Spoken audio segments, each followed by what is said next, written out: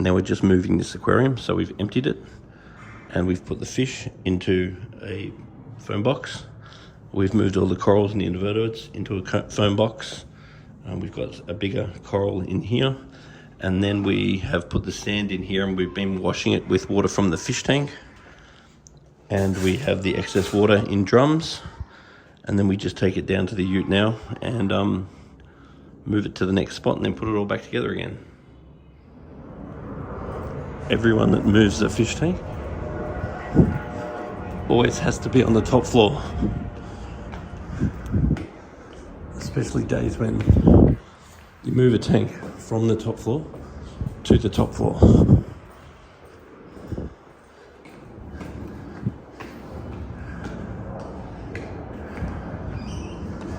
You get one of these curved glass tanks. It's really, really important that when you do set the tank up, it has to be super level, because if there's any irregularities in the base, then this here actually acts like a leverage, and it's actually leveraging the weakest part of the glass. So these all-in-one tanks, the all glass front tanks, are cool, but they're nowhere near as strong, because this has zero give and it's weaker, and this here can become leverage, or even that can become leverage. Whereas if you compare that to this, you've got single pieces of glass, and then you've got a little bit of give here, and basically pressure dispersed within one little piece of glass makes it far stronger than pressure dispersed to a relatively large level of glass, and then you don't really have the leverage because of that tiny bit of give, and it actually makes a massive difference. So you don't have weak points in the glass, you don't have leverage. So you should have all tanks flat and level, but particularly with the curved ones, otherwise you increase the chance of cracking it over time.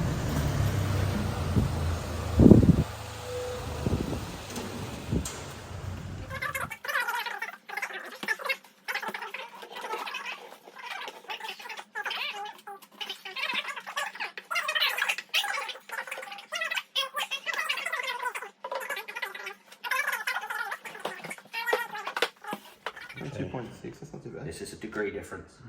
Yeah, we'll get the heaters on as soon as we can. And we just need to make sure that whenever we move an aquarium, we need to make sure the salinity is on the low side. And then products like Vogel really help with immune system. Low salinity helps with immune system. And keep an eye on white spot anytime you do something like this. Now, one of the things in my life that I don't enjoy too much is filter socks, because they're actually quite a pain in the neck to clean, and they've really got to be cleaned regularly to be effective. So that's something that I don't really enjoy. I really rather try to jig up this area with like a little container and be able to put polyfilter in it. Now, the other thing about polyfilter is that polyfilter will adsorb and absorb anything impure out of the water. So in the situation of aquariums like this one, where there's not a protein skimmer, I would definitely consider a protein skimmer, but then I would definitely consider using polyfilter. And the other thing is that it's a real disadvantage in not having a skimmer, because if you don't have a skimmer, you can't use any organic carbon products for nitrate and phosphate reduction. And if you can't use those products, that means that your nitrate and phosphate is more likely to be an issue. Therefore, you're more likely to have trouble with algae, because basically an aquarium is a competition between the absorption of nutrients through algae or the absorption of nutrients through bacteria. And bacteria is invisible. So if you can have bacteria removing your nutrients, then it's not visible. Out of sight, out of mind. Whereas if your nutrients are available, especially with the presence of light, then you're going to get algae. And then algae is not so fun because you have to clean it. Now, the new water that we have prepared for this aquarium is a little bit colder than the water that the fish are currently in. So what we're doing at the moment is just removing a little bit of water from the tank and putting it in with the fish and waiting 5 minutes. And then we're just removing a little bit of water from the containers and putting that into the tank and waiting 5 minutes, and just trying to slow down this process. Then once the tank and the holding water is of a similar temperature, then we'll look at introducing the animals. And whenever you do anything like this, it's really important that you're really watching the immune system of the animals. So making sure you're feeding really good quality food. So things like Danichi and New Life Spectrum. And make sure that you're keeping the salinity on the low side, because higher salinity is going to increase osmotic pressure and put more stress on the animal and make them more likely to fall victim to issues like white spot, something you need to be watching right now. And then products like Vugel is something else that I would definitely be looking at. And Vugel is an artificial immune stimulant, which for situations like this, I find to be very valuable. So monitor, you really want to be monitoring after a situation like this and being prepared, because when you're prepared, you never need it. When you're unprepared, that's when you need it. Whenever you're doing these jobs, it's really important to have reference points for your salinity, because it's really important that any of these fish particularly, you want to put them into lower salinity. So you want to know what your salinity started and where it goes to. And a reef rectometer is an excellent tool for checking your salinity, but it's very important that you calibrate it every single time. Otherwise, you never know which time it's out. And in this particular time, it was out. So my recommendation is every time you use it, get in the habit of calibrating it. It only takes 2 seconds. You just use the test on RO water, make sure that it's set on 0, then you're good to go. Then always make sure you give it a good wipe over with RO water before you store it, so it doesn't get all rusty on you. I'm going to keep a mandarin goby. It's really important that you have cultures of copepods. Now, because we've just done a clean out of this tank, it is more than likely that we've severely impacted the cultures of copepods. So at Majestic Aquariums, we do sell copepods. So I would highly recommend to stock up this tank with copepods and to make sure this guy's got something to eat. Because all in all, this guy's been doing really well. How long have you had him? I reckon about 9 months, 10 months. Yeah, and he doesn't look skinny. No. He was small on a boat. Yeah, he doesn't look skinny, so you're doing really well with him. But live copepods, putting them in regularly, that's the key. But there's so many other advantages the live copepods do too. I also noticed that your tank didn't really have dinoflagellate algae or dinoflagellates. And a lot of species of copepod actually eat the dinoflagellate. So that's another advantage for having good cultures of copepods. They're just wonderful scavengers and they feed your fish. It's like a win-win. If you're getting green algae, then that tends to be a result of phosphate. But phosphate's a bit of a tricky one because phosphate is available in an aquarium in various forms: inorganic, organic, calcium diphosphate. And a lot of the different types of phosphates actually can't really be tested by a test kit. So that's something that is great for tricking you. So pursuing phosphate control and doing more regular water changes and making sure that you're only feeding high quality foods, particularly something like New Life Spectrum's probiotics.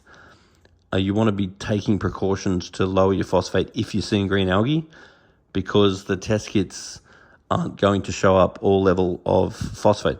Even the rock. So calcium diphosphate actually fuses into the rock. And that's a good and a bad thing. Because what happens is when your aquarium's relatively new, it acts like a buffer. So what happens is the phosphates slowly build into the rock, which gives yourself a little bit of a buffer. But then once it's full of phosphates, then it slowly leaches out of the rock again. So that's a good and a bad thing. So you just need to be very patient with any of your phosphate control, because it doesn't necessarily work straight away. And there are some products now that make sure that you don't have zero phosphate. I'm not thinking of any off the top of my head, but there are products that make sure that your phosphate level is not zero, because you're not actually aiming for zero. But at the same time, if you are getting green algae, it's probably not zero anyway. The other thing about green algae is it can suck up all your phosphates, but then as it starves and as it dies, it releases the phosphate back into the water to feed the other algae. So fixing phosphate is a very slow process, but you just got to stick with it, because you will fix it. and then it's also a slow process for it to go bad. So fixing phosphate is a slow ship to steer. So it tends to go bad slowly and it tends to fix slowly. But it is what it is. We've started putting everything back into the reef again. So you can see what I'm trying to do here is get as much off the substrate as possible. I'm trying to minimize contact with the substrate. And then I'm trying to create some nice shelves where the corals can go on. And I'm trying to separate all the corals so they don't sting each other. But you have to be constantly watching them, because when you're doing a job like this, you're not really sure where or what anything is. So as everything starts to open up, you need to sort of be on guard to start moving things to make sure they're in the best position, and most of all, make sure that nothing's stinging each other. Anyway, so far so good. The other thing is that be really conscious of the color of your rock. So what we're wanting is this good coralline. So there's some very good coralline here, and that's really what we're wanting to proliferate. So having nice high calcium, carbonate, magnesium, and pH is what we really need to grow that coralline. And then trying to limit our nitrate and phosphate, but make sure it's not zero.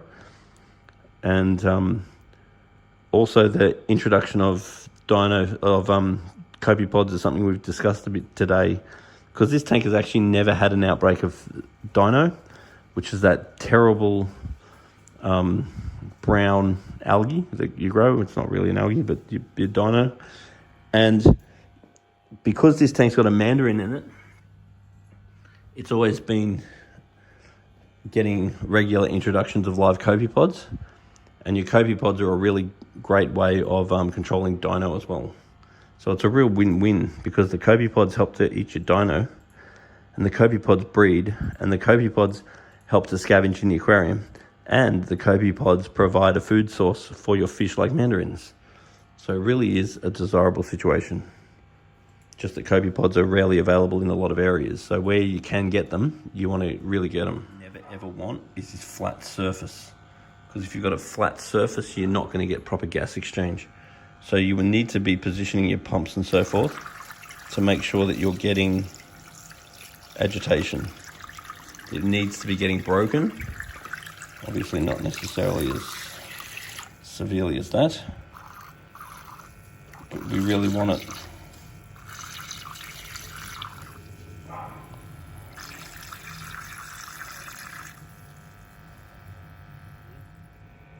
Got some beautiful agitation now.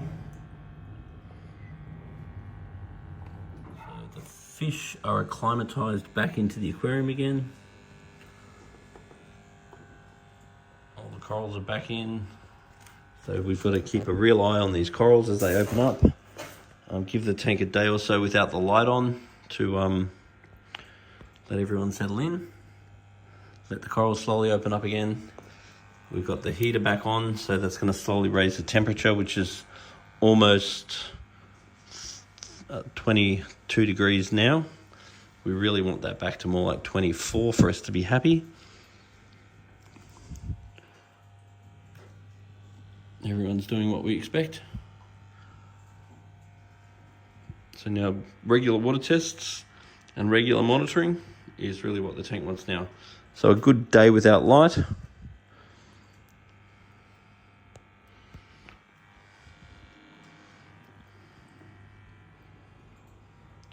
And we have not put the extra rock in.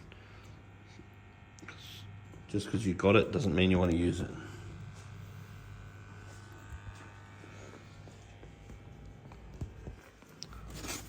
Don't want to forget this fella.